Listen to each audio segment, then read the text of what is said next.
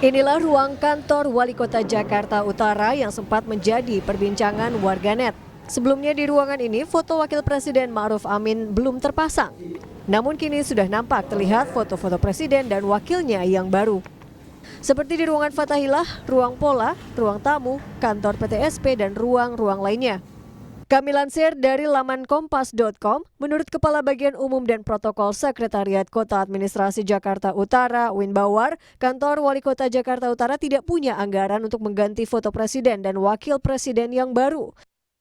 Inilah yang mendorong pegiat media sosial Restu Saraswati bersama sejumlah emak-emak warga Jakarta Utara menyambangi kantor Wali Kota hari Selasa lalu. Mereka mengaku datang untuk menyumbang foto Presiden Jokowi dan Wakil Presiden Ma'ruf Amin. Namun nampaknya kini sudah tidak menjadi masalah lagi. Seluruh ruangan di kantor Wali Kota Jakarta Utara sudah terpampang foto Presiden dan wakilnya. Nanti malam kita akan menurunkan foto Wapres yang lama dan kami akan memasangnya.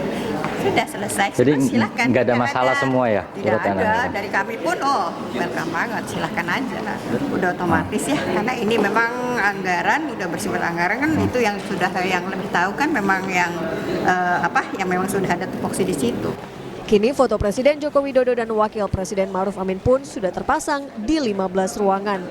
Tim Liputan Kompas TV Jakarta.